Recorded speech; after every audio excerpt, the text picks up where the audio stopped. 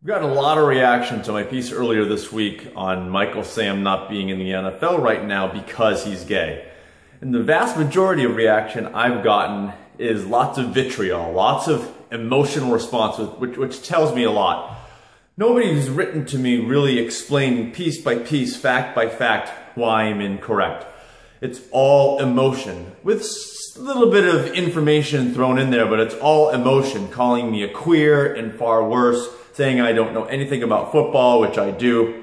The one interesting fact that a couple people have thrown out is that Michael Sam was no good against the run in the preseason. Well, Pro Football Focus, as a matter of fact, rated Michael higher against the run than he did against the pass in the preseason. Pro Football Focus is pretty highly respected. So even the facts that people were throwing at me were just not true.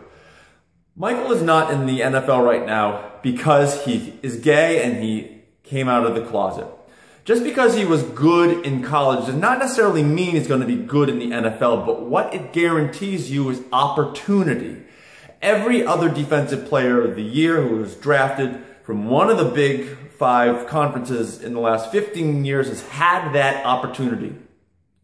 It's quite a coincidence that Michael, the only one to come out as openly gay, is the only one not to be given that opportunity yet.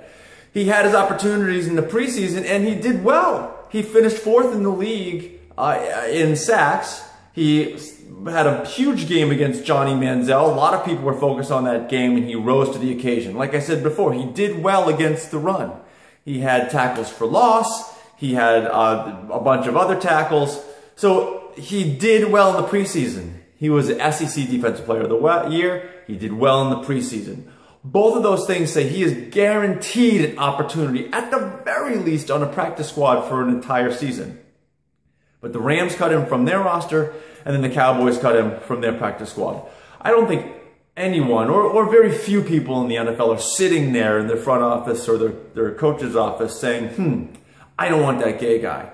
But what happens is in the back of their heads or in the front of their heads, they just say, I'm just going to go with this other guy because, oh, Michael's combine numbers weren't great. They come up with rationalizations because Michael is gay. Deep down, they don't want him on the team because he's gay.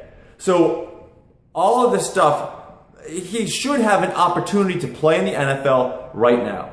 He does not because he's gay, because people don't want the distraction. Thankfully, they're not using that word anymore, but that's what it is. They all find some football reason to cut him. But ultimately, the reason that he's not there, despite his work last season in the SEC, despite his work in the preseason, despite all the praise that his coaches and front offices given him, the reason he doesn't have a job in the NFL right now is because he is gay.